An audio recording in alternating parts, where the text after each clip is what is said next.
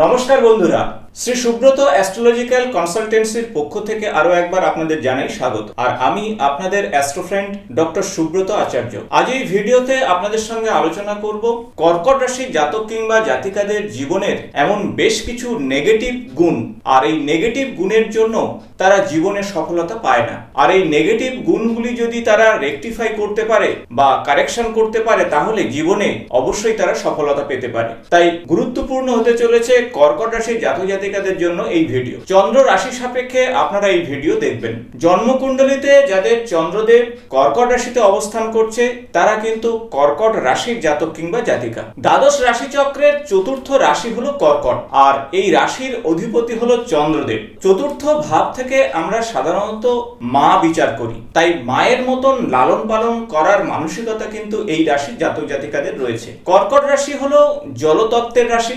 একদিকে যেমন এদের মানসিকতা লালন পালনের বিষয়ে খুবই উদ্গ্রীব থাকে, অন্যদিকে এদের বাইরের দিকটা খুব কঠিন হলেও অন্তরটা খুবই সফট বা নরম প্রকৃতির হয়। এদের মন এবং মানসিকতার দ্রুত পরিবর্তন ঘটে, তাই বলতে পারেন খুব মুডি স্বভাবের হয়ে থাকে কর্কট রাশির জাতক কিংবা জাতিকারা। এদের মধ্যে যেমন দয়ালু, প্রেম এবং উদারতার মতন ব্যক্তিত্ব রয়েছে, অন্যদিকে এরা রেগে গেলে মানুষের সঙ্গে সম্পর্ককেও নষ্ট করে দিতে পারে। প্রিয়জনকে যেমন ভাবে এরা ভালোবাসে এবং তাদের প্রতি কেয়ার নেওয়ার মানসিকতা এদের রয়েছে, ঠিক তেমন ভাবে প্রিয়জন তার প্রতি যদি খারাপ ব্যবহার করে, এরা অত্যন্ত মানসিক কষ্ট পায়। জ্যোতিষশাস্ত্র অনুযায়ী কর্কট রাশি থেকে বিচার করা হয় একজন জাতক কিংবা জাতিকার পেটের ঠিক উপরের অংশ অর্থাৎ বুক এবং স্তন সংক্রান্ত বিষয়।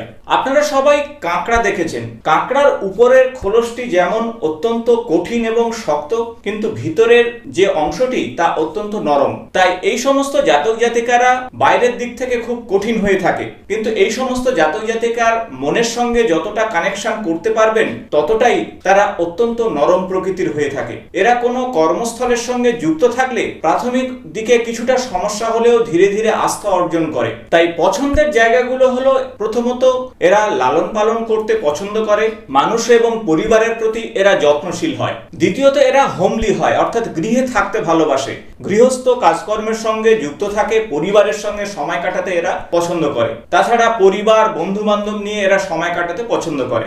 এরা রান্না বান্নায় পটু, অর্থাৎ সুস্বাদু খাদ্য গ্রহণ যেমন পছন্দ করে, তেমন সুস্বাদু খাদ্য তৈরিতে এরা পটু হয়ে থাকে। এরা অর্থনৈতিক দিক থেকে অবশ্যই ভালো হয়, হাতে অর্থ সবসময় থাকে, খুব বেশি ধনী না হলেও এদের হাতে অর্থ কখনো শেষ হয় না। এখন আসবো গুরুত্বপূর্ণ এই 5টি বিষয়, যে 5টি বিষয়ের প্রতি আপনারা যদি লক্ষ্য নজর না দেন, তাহলে কিন্তু আপনার সফলতার শীর্ষে আপনি পৌঁছাতে পারবেন না।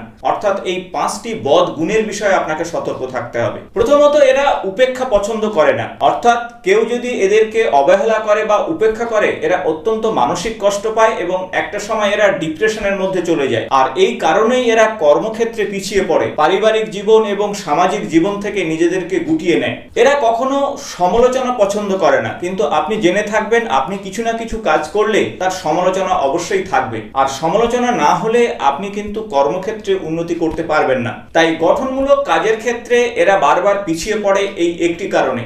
বিভিন্ন কাজকর্মের ক্ষেত্রে এরা বাধাপ্রাপ্ত হয়, কারণ এদের কাজ করার যে পদ্ধতি অনেকের পছন্দ হয় না। সব সময় মনের মধ্যে একটা ভয় থাকে কখন কেউ তার কাজের উপরে খারাপ কিছু বলে, আর এই চিন্তা করতে করতে এরা নির্দিষ্ট সময়ে কোনো কাজ সম্পন্ন করতে পারে না। এদের মধ্যে সেলফ কনফিডেন্স অনেকটা কম থাকে, আর সেজন্য সব সময় নিজের সম্মানের প্রতি খেয়াল রাখে, কখন কেউ কিছু বলে দেবে এমনটাই করে। তাই কোনো কাজের বিষয়ে এরা নিজের 100% প্রয়োগ করতে পারে না, কেউ কখন অসম্মান করে এই ভয়ে। এদের মধ্যে সবসময় একটা মানসিক উত্থান পতন থাকে। কোনো কাজ যদি একবার শুরু করে, তা যতক্ষণ না শেষ হচ্ছে, মানসিক ক্ষেত্রে এরা চঞ্চল থাকে এবং সবসময় একটা ইমাজিনেশনের মধ্যে থাকে, কল্পনা প্রবণ এদের মন, এবং এই কল্পনা প্রবণ এবং দিবা স্বপ্নের জন্য অনেক সময় তাদের নির্দিষ্ট সময়ের যে কাজ তা হয়ে ওঠে না, আর এজন্য তারা অনেকটা পিছিয়ে পড়তে পারে। এরা সবসময় অন্ধের মতন বিশ্বাস করে ফেলে, আর তা হতে পারে তার ব্যক্তিগত জীবনে কিংবা তার কর্মক্ষেত্রে। আর এই চোখ বন্ধ করে বিশ্বাসের জন্য তার জীবনে কিন্তু বারবার সমস্যা তৈরি হয় বা বারবার সংকটের মধ্যে পড়ে যায়। তাই আপনাদের বলবো যে অবশ্যই বিশ্বাস করুন, কিন্তু একটু চোখ কান খোলা রাখুন। এবং সেই সাথে আপনারা নেগেটিভ থট বা নেতিবাচক চিন্তা ভাবনা থেকে দূরে সরে আসুন, গঠনমূলক চিন্তা ভাবনা করুন, নিজের মনকে সবসময় ক্লিয়ার রাখুন, পরিষ্কার পরিচ্ছন্ন রাখুন। আর এই কয়েকটি বিষয়ের প্রতি আপনারা যদি খেয়াল রাখেন তাহলে কর্কট রাশির জাতক জাতিকারা অবশ্যই জীবনে সফল হবেন। আশা করি ভিডিওটি ইনফরমেটিভ হয়েছে। ভালো লাগলে বন্ধুদের সঙ্গে অবশ্যই শেয়ার করবেন। আগামী নতুন কোনো জ্যোতিষ সংক্রান্ত ভিডিওতে আপনাদের সঙ্গে দেখা হবে। আজ এই পর্যন্ত, নমস্কার।